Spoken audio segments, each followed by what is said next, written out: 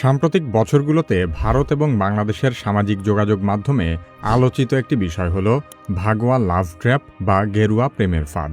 অভিযোগ হল উগ্র হিন্দুত্ববাদী আদর্শে বিশ্বাসী কিছু পুরুষ পরিকল্পিতভাবে মুসলিম নারীদের সঙ্গে প্রেমের সম্পর্ক তৈরি করছে। मुसलमानों को कमजोर करना है तो सबसे पहले हमें उनकी लड़कियों पे टारगेट करना होगा। কখনো নিজের প্রকৃত ধর্মীয় পরিচয় লুকিয়ে, কখনো বিয়ের প্রতিশ্রুতি দিয়ে, আবার কখনো সম্পর্কের মাধ্যমে নারীকে পরিবার ও সমাজ থেকে বিচ্ছিন্ন করে ফেলা হচ্ছে। এরপর ধর্মান্তর, নির্যাতন, অর্থ আত্মসাৎ, পাচার কিংবা ব্যক্তিগত ছবি ছড়িয়ে দেওয়ার মতো নানা অপরাধের শিকার হচ্ছেন নারীরা। তবে বড় প্রশ্ন হলো, এটি কি সত্যিই উগ্র হিন্দুত্ববাদী পরিকল্পনা, নাকি বিচ্ছিন্ন কিছু অপরাধকে একসঙ্গে মিলিয়ে তৈরি হওয়া একটি ষড়যন্ত্র তত্ত্ব? ভাগোয়া লাভ ট্র্যাপ আসলে কি এবং এই ধারণার জন্ম হলো কিভাবে, সে সম্পর্কে আলোচনা করা হবে কি কেন কিভাবে এই পর্বে।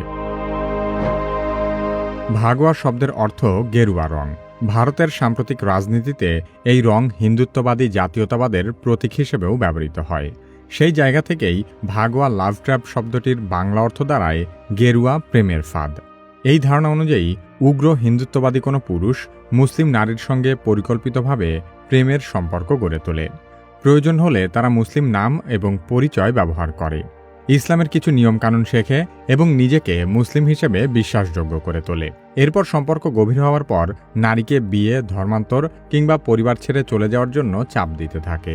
অভিযোগগুলোর মধ্যে আরও বলা হয়, কোনো কোনো ক্ষেত্রে প্রেমের সম্পর্কের সুযোগ নিয়ে নারীর ব্যক্তিগত ছবি বা ভিডিও সংগ্রহ করা হয়।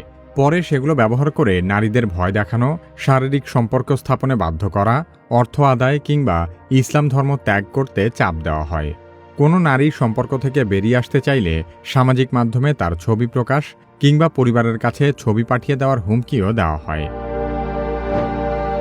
ভাগোয়া লাভ ট্র্যাপ ধারণাটির উৎপত্তি ঘটেছিল লাভ জিহাদের প্রতিশোধ হিসেবে।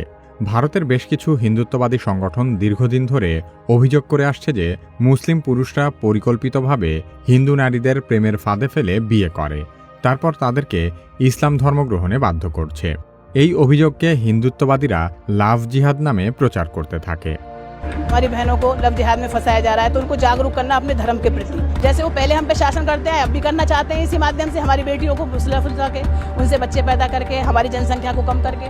তবে লাভ জিহাদের কোনো প্রাতিষ্ঠানিক প্রমাণ না থাকলেও সামাজিক যোগাযোগ মাধ্যম, ধর্মীয় সমাবেশ, ভারতের রাজনীতি, এমনকি নির্বাচনী প্রচারণাতেও শব্দটি ব্যাপকভাবে ব্যবহার করা হয়।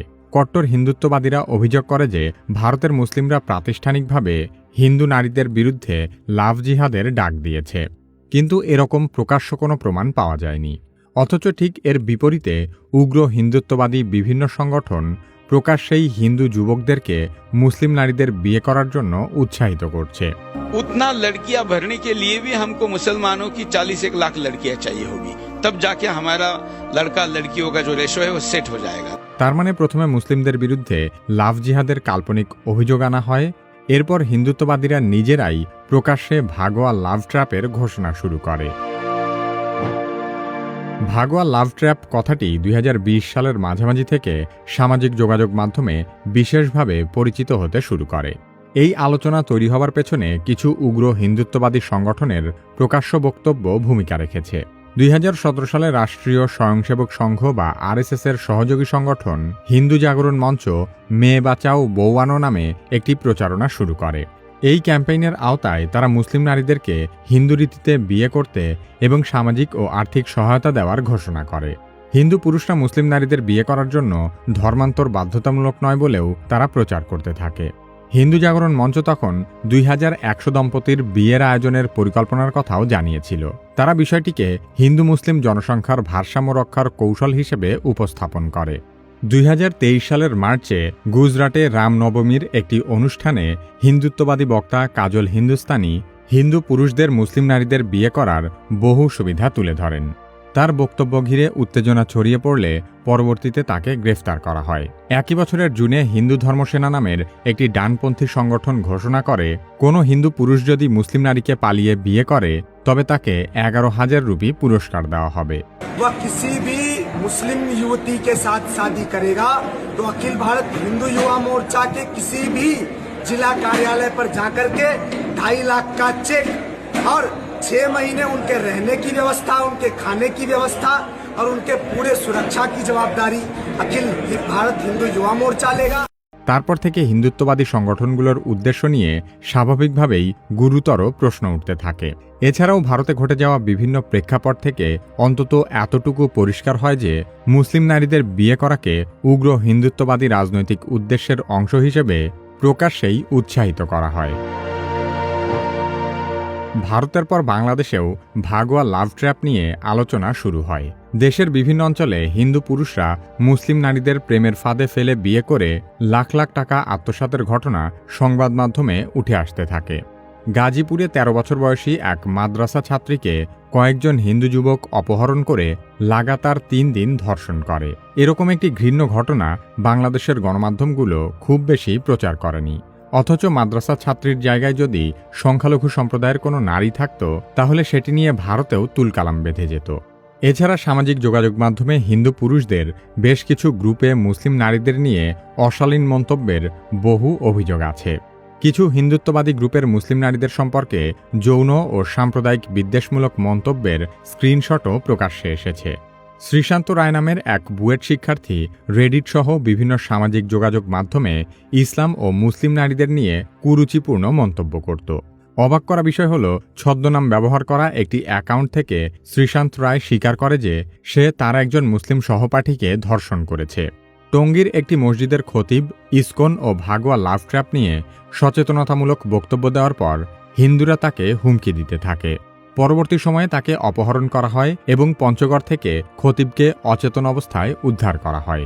এগুলো শুধুমাত্র উপরিতলে ঘটে যাওয়া বিচ্ছিন্ন ঘটনা নয়, বরং ভারতের উগ্র হিন্দুত্ববাদীদের গোপন ষড়যন্ত্র বাংলাদেশেও গভীরভাবে প্রভাব বিস্তার করতে শুরু করেছে। হিন্দু ধর্ম এবং হিন্দুত্ববাদ এক বিষয় নয়। হিন্দু ধর্ম একটি প্রাচীন ধর্মীয় বিশ্বাস।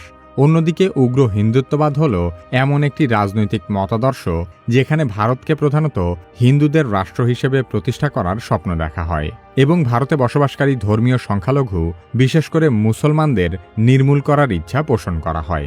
এই মতাদর্শ বিস্তারের জন্য মুসলিমদেরকে জাতীয় শত্রু হিসেবে দেখানো একটি নিয়মিত কৌশল। কখনো বলা হয় মুসলিমরা সংখ্যায় বেড়ে যাচ্ছে, ফলে ভারতে হিন্দুরা সংখ্যালঘু হয়ে যাবে।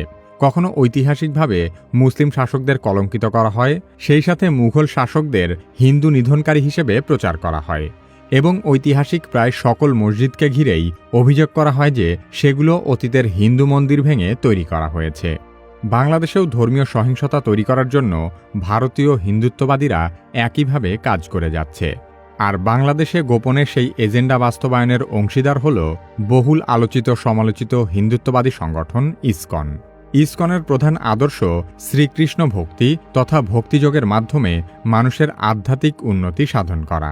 কিন্তু সংগঠনটির বিরুদ্ধে ধর্মীয় শিক্ষার আড়ালে বিভিন্ন রাজনৈতিক ষড়যন্ত্রের সাথে জড়িত থাকার অভিযোগ রয়েছে।